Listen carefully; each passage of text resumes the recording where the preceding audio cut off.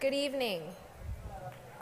Growing up as a normal, healthy child is difficult enough, but close your eyes for a moment and imagine this. Imagine being served dinner tonight without being able to see the food on your plate. Ladies, imagine putting makeup on without being able to see yourself in the mirror. Imagine traveling in taxis, on buses, and through airports, having to rely on directions from complete strangers. Welcome to my world then and now. My life's path has certainly been one less traveled. As a child, it was filled with numerous doctor's visits, appointments with a Braille instructor, and even a few run-ins, literally, with poles and other kids. As much as I wanted to blend in, I was far from invisible. At the age of 10, I was told that I would likely lose my vision completely between the ages of 18 and 20. This news came as quite a shock, which sent my parents on a tireless quest for more information. An eye specialist determined that I had senior locans, which is an extremely rare genetic disease that at the time of my diagnosis affected one person annually in the United States. Then, at the age of 12, the life that I had grown accustomed to came to a halt during a physical exam necessary for admission to the Washington State School for the Blind. A doctor came in and informed us that I needed to go to Children's Hospital immediately. After 24 hours of needles, x-rays, and what seemed like endless questions and tests, a team of doctors came into my room and confirmed that I was in complete kidney failure, another result of senior locans. I spent the next 18 months on peritoneal dialysis, 10 hours a day, 7 days a week. Then, on June 25th, 1999, I thought my luck had finally changed. It was transplant day. I thought I would have the transplant, go home a few days later, take a regimen of pills for the rest of my life, and live happily ever after. I couldn't have been more wrong. The year post-transplant consisted of 20-plus operations to fix complications with my kidney and bladder, 100-plus days in or at the hospital, and even a trip to UCLA for a second opinion. 13 months post-transplant, everything was finally working, and now I could live happily ever after. Wrong again. A routine CT scan revealed a white spot on one of my lymph nodes. It was cancer. I wondered what this meant. How long did I have to live? Would I survive this? All treatment options were risky. Ultimately, we opted to reduce my anti-rejection medications to see if the body could fight the tumor on its own and hoped that it would not reject the kidney. I wasn't expected to survive, but I had other plans, which included realizing the possibilities of my dreams. Enter Make-A-Wish. I knew I wanted to meet former San Antonio Spurs forward and fellow transplant recipient Sean Elliott.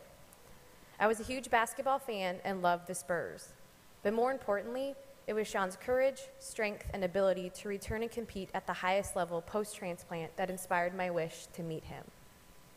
So in February of 2001, just a month after being diagnosed with cancer, I got a much-needed emotional lift when Make-A-Wish flew me, my parents, and my sister to San Antonio to meet Sean. I'll never forget that day. I was a nervous wreck.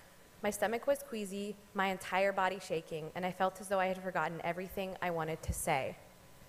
But the minute Sean walked in, my nerves calmed, a smile spread across my face, and immediately I felt at ease. I remember how comforting he was and how easy it was to talk to him. We took some pictures, shared some laughs and even a few tears before he signed some autographs. It was literally the fastest hour of my life, yet one of the most pivotal. During that time with Sean, I escaped everything that had been haunting me: the pain, sadness, uncertainty, fear of losing my kidney, and fear of losing my life. I forgot about it all. I was enjoying life without the possibility that the other shoe would drop.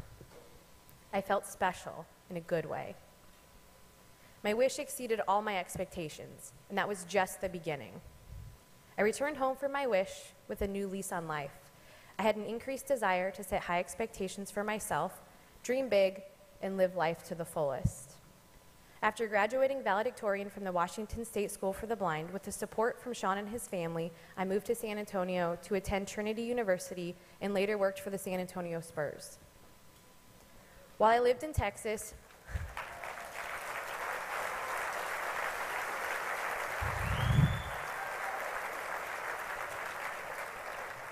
While I lived in Texas, Sean and his family became my family.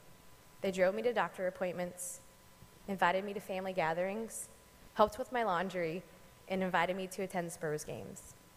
It's hard to find the words to adequately describe how an hour of someone's time changed my life. I will never forget the impact that my wish has had. It literally changed my destiny. It opened the door for me to forge a lifelong friendship with Sean, his family, and so many others.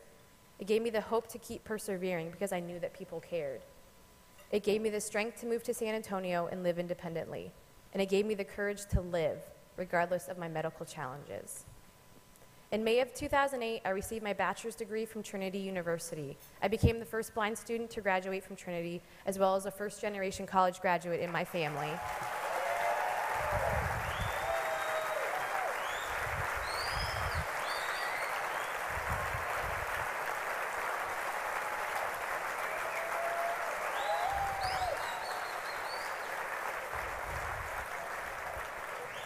It's a miracle that I am standing here sharing this story with you tonight. I still have moments where it feels surreal and hard to believe that this is my life. I shouldn't have survived. What was expected to happen didn't, and I have faced so many unexpected obstacles. My life has been one of challenges and chances, difficult diagnosis and whirlwind opportunities, dark hours and shining moments. Today, I am 27 years old and feel as though I have come full circle. I am an active wish-granting volunteer. I am in the best health of my life, working with a personal trainer and running half and hopefully my first full marathon in June.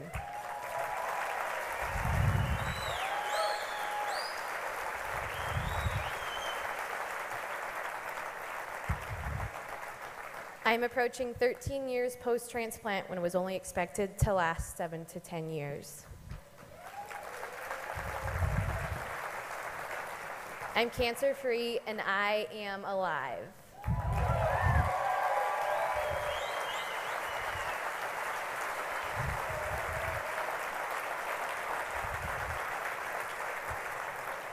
Tonight, I am overwhelmed knowing that each of you are here to give critically ill children an opportunity to experience the powerful possibilities of a wish.